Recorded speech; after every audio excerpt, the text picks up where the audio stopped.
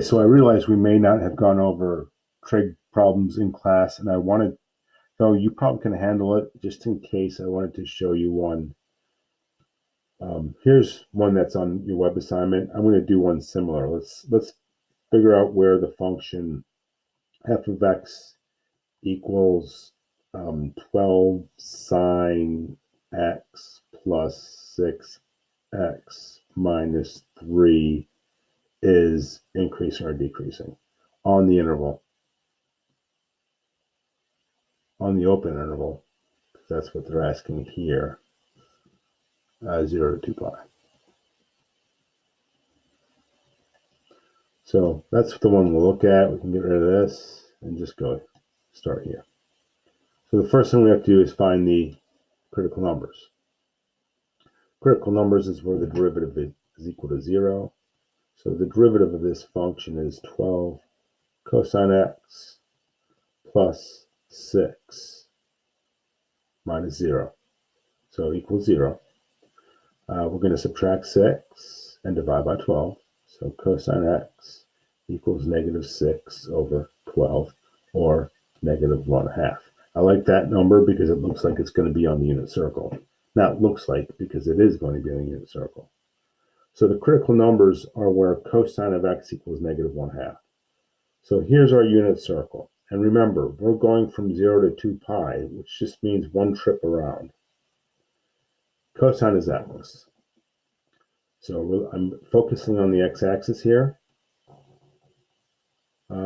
Negative 1/2 on the x-axis, as far as the unit circle goes, is right here.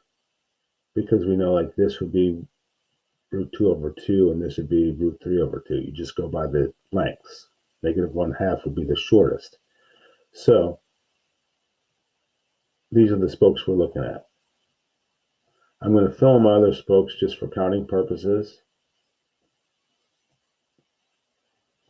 So the solution to this equation, cosine x equals negative 1/2, is 1, 2, 3, 4 pi over 6, 5, 6, 7, 8 pi over 6. So we have, reducing them, we have 2 pi over 3, and 4 pi over 3. So now we set up our chart. Now, we're only going from 0 to 2 pi. So that's where your chart starts and ends. That's one of the differences. Here's 2 pi over 3. Here's 4 pi over 3. We need to find the derivative of this function at values in these intervals. Now, to figure out which value, what you want to use in the intervals, look at the unit circle. From 0 to this is in the interval, and that's a good number. It's pi over 2. It's a good number because we know that it's 0, 1. So that should be an easy calculation. On the next interval, 2 pi over 3 to 8 pi or 4 pi over 3, use this one, pi. Because we know that's negative 1, 0.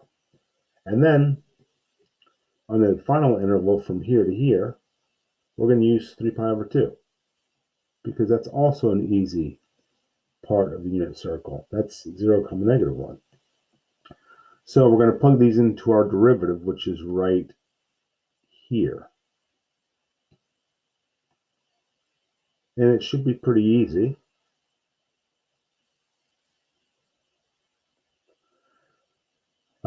We know that at pi over 2, cosine is 0. So the derivative is going to be positive 6. At pi, cosine is negative 1.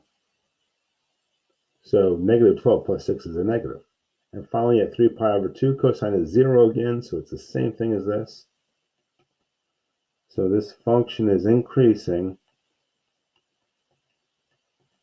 on the intervals 0 to 2 pi over 3, and then again 4 pi over 3 to 2 pi. And also then decreasing on the middle interval, 2 pi over 3, 4 pi over 3. So if you needed that, hopefully it helped. See you soon.